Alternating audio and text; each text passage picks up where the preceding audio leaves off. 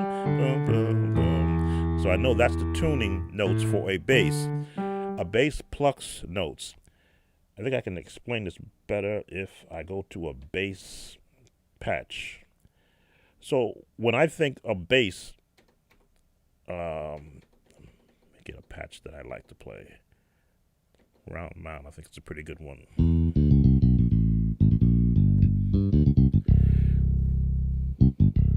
I hear bass. Boom, boom, boom, boom, boom, boom, boom, boom, boom, boom, boom.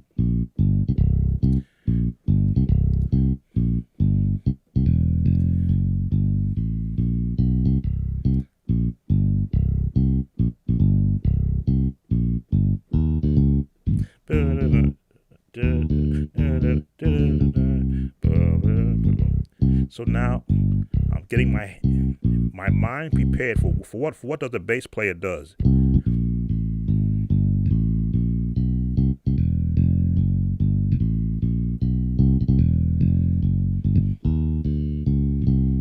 So I'm not boom boom boom, change it.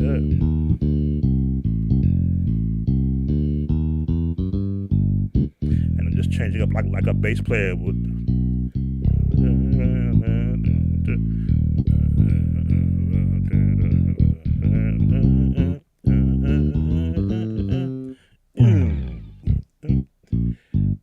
But you want to go basic first. You want to go basic first.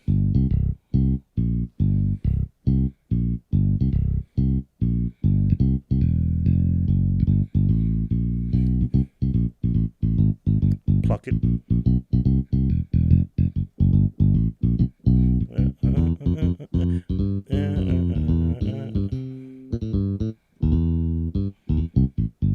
Yeah, as a youngster, I used to hear Peter Gunn.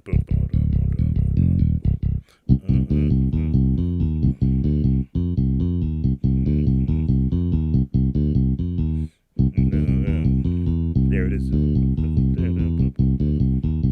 So all the songs I would hear where there was a bass in it, being that didn't have a bass. Right now, I have a keyboard that can mimic a bass sound.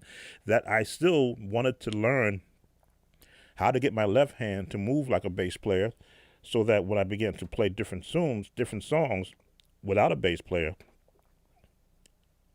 I could mimic one. Going back to my grand piano.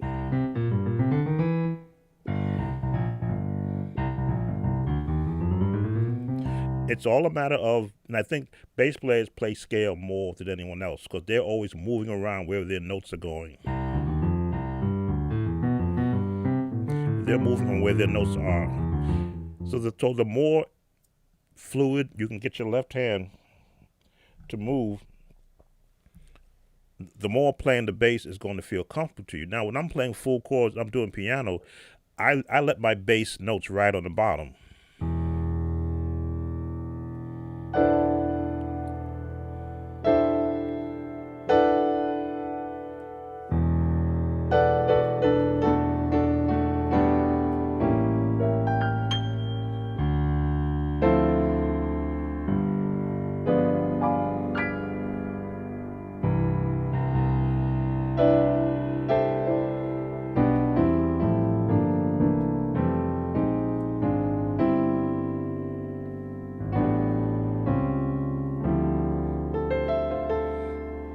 You will find some piano players, when it's just them, they'll have a bass player mentality.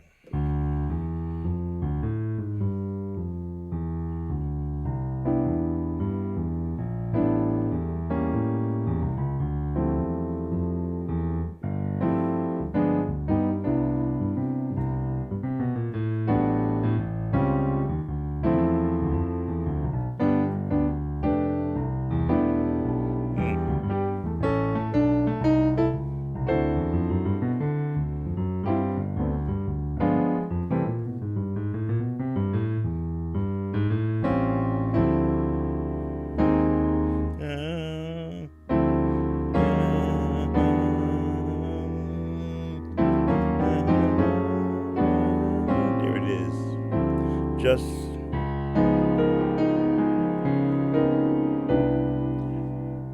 I'll do that. You know, again, I'm not a jazz musician. I'm learning from other YouTubers who do teach jazz, so I can feel more comfortable attempting to add that to what I currently do. But because I have a knowledge of what a bass note should, a bass part should sound like, I can mimic what a bass player would do. When I learned the Charlie Brown, Linus and Lucy,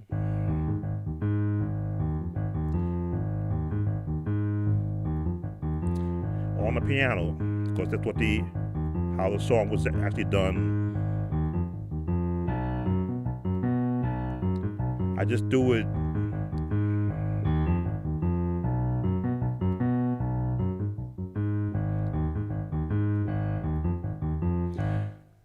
Once I began to hear what the left hand was doing from a artist who do it from the Charlie Brown's series as a youngster, I would go to the piano, find the notes. That's what they're doing. But my hands had to be able to mimic what someone else is doing and change up.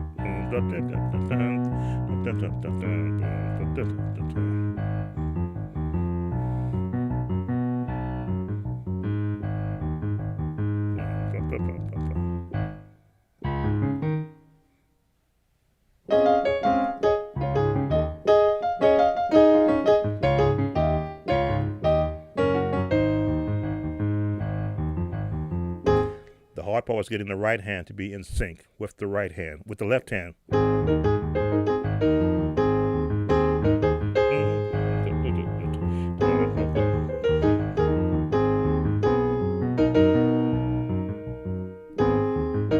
I still mess this up.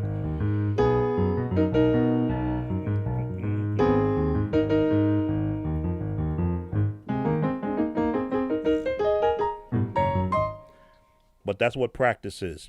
Practice is when you work on the most difficult things you want to do, and once you can feel comfortable enough that you've conquered that part of it, you move on to next. And because music is always evolving, there's never an ending point.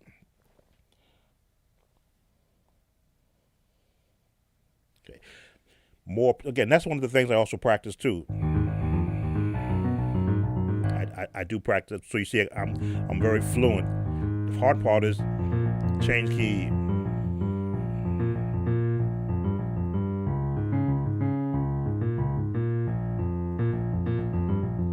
Change key again.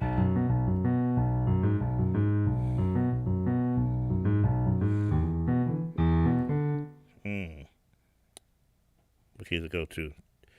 4 steps up from here. Where am I at? 4 steps up, 4 steps up, yeah.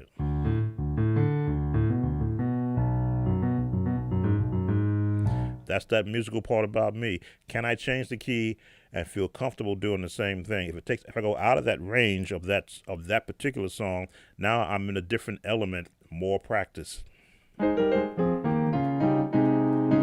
You see me do a lot of what they call drop 2. That's the full chord. Let's drop this. They call this drop 2.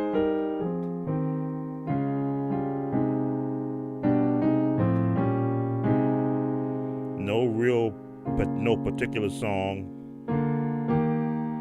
but I hear how all the changes.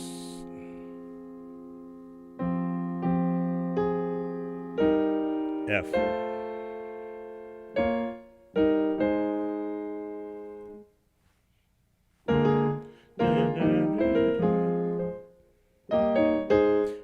And you'll find that kind of voicing when you learn to play hymns.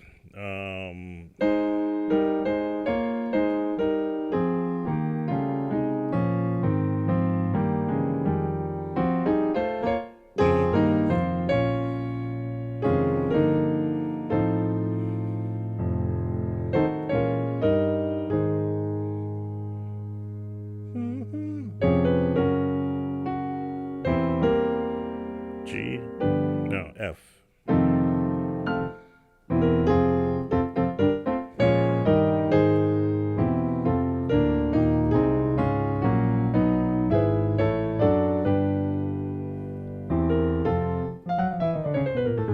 So many things I practice just to keep my ear fresh. That was one of the things I tried. I used to do. I learned to do the cycle of fifths, which is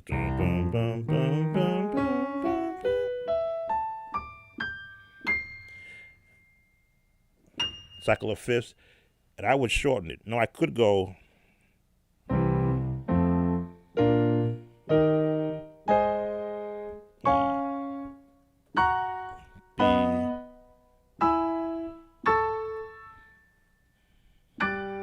Yeah, but I developed a way to actually shorten it. And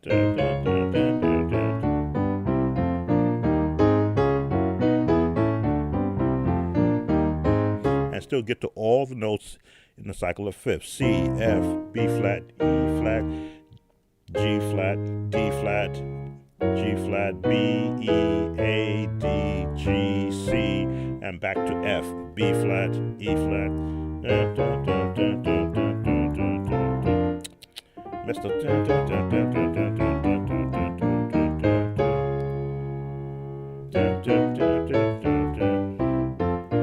No real rhyme or reason, but I didn't want to go across the entire keyboard just to find what chords I can fit. Just condense them. Give the short chords: the F, B flat, E flat, A flat, D flat, G flat, F sharp. You want to go F sharp, B, E, A, D, G, C, F, and just keep revolving around.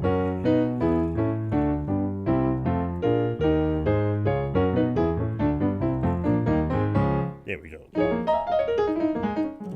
And get something gospel or jazzy in there. Still learning giant steps, so I won't even attempt that here. I'm still getting used.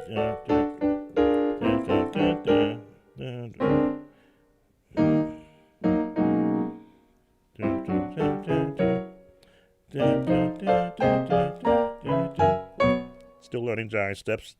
That's one of my pet things that I have to be comfortable in playing, and then change the key and do it in a different key. Who else joined? Oh, you're welcome, Pearl. You're welcome. 4 people watching. This is what I do to keep a 65-plus-year-old Sam active in playing, because there's always something I haven't learned yet.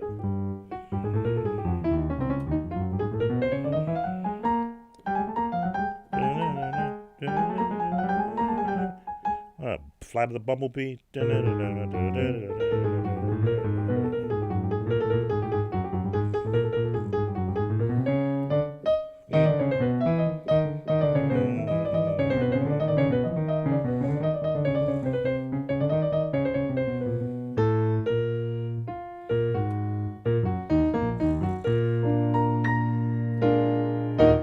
All the different classical tunes.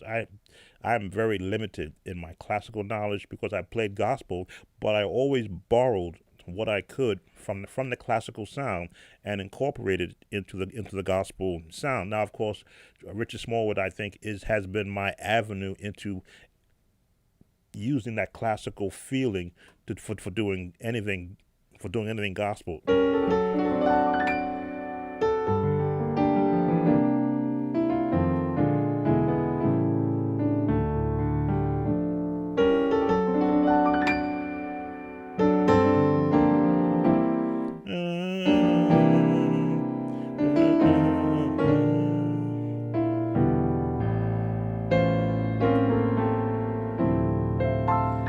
Of course, I put my own touch to it.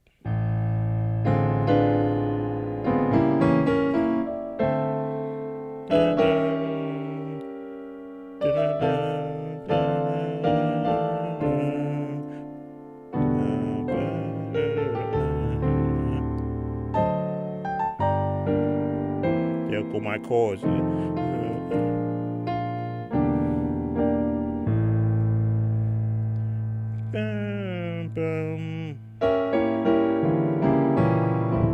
That's what I heard in my head.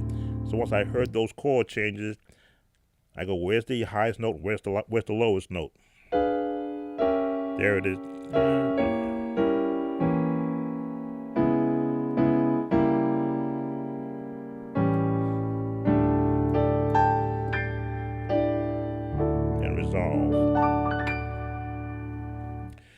there is so much that I don't know. I all that I've done in these last 50 years of really indulging in piano playing or organ playing or keyboard playing is pale in comparison to what I don't know. So I'm still a beginner in a lot of sense, but I'm enjoying the ride still. That's kind of my practice routines that I do. I'll go everywhere with it. Um, Usually, I find a hymn that I haven't played in a while to begin to just open up a lot of different chord phrasing. As we now begin to, let's see who has joined us. Don't want to miss anyone. As we now come to another celebration of the Dr. Martin Luther King birthday, one of the iconic songs that was sung then was "We Shall Overcome," and I've always left a version of that every year on my channel, just looking at different ways of doing it. I have one version where I actually did an actual recording of it. That's what I've been using for the last couple of years. So I'm going to give you an idea, and this will be the last song that I practice.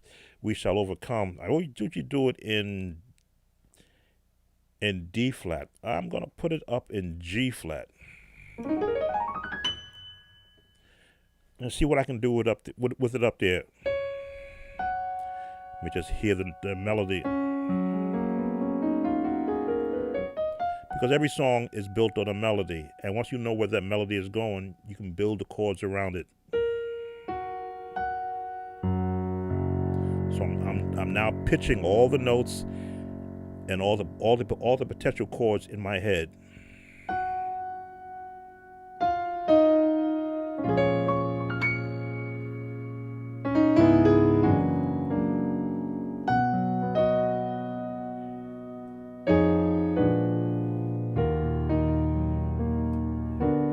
Setting the mood.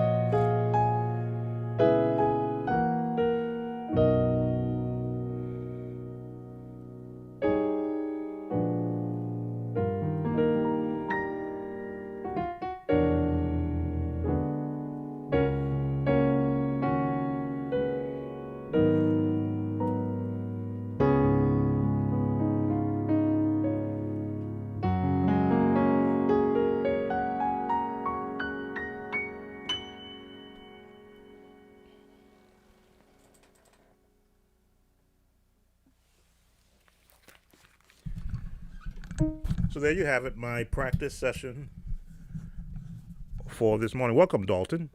Thanks for coming in.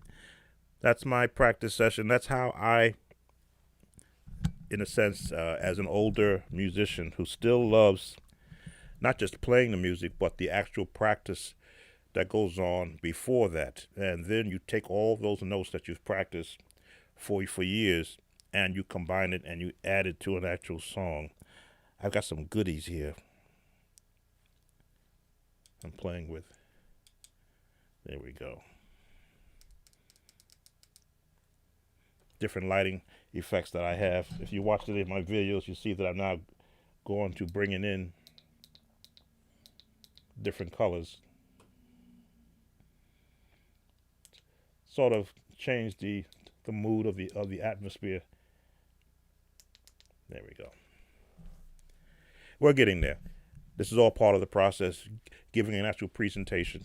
So thank you for those who come in, Pearl, Dalton, those that are watching in the background, as they say. Thanks for coming in, watching my practice session, 30 minutes. Generally, I say a person you should practice about an hour every day. I actually haven't done everything I normally do, but in that last song, I sort of added in the other part of my practice where I take a basic song and each time I play it through, add a different section of chords to it just to sort of bring it out. Those are some of the things I'm going to be doing now in 2022 in these type of sessions, giving practical techniques that you can use to incorporate in your current playing right now. I want to see you get to be the best you possibly can and to continue to strive to be better. All right, Sam Tobit, Sound of Joy Music Services. Thanks for coming in. I may be back on later tonight. We had a good time last night around midnight. Didn't know it had gotten that late, but we had about 10 in the room. I never had that many in the room, but it was good having people to hear me talk and to discuss things, especially about gospel music. As you can see, I can appreciate all types of music and add it into where it might fit in any style of music that I'm actually playing. Well, again, thanks for visiting, and Sam Tobit, Sound of Joy Music Services. Be safe out there, and I'll look to see you soon. Take care. Bye.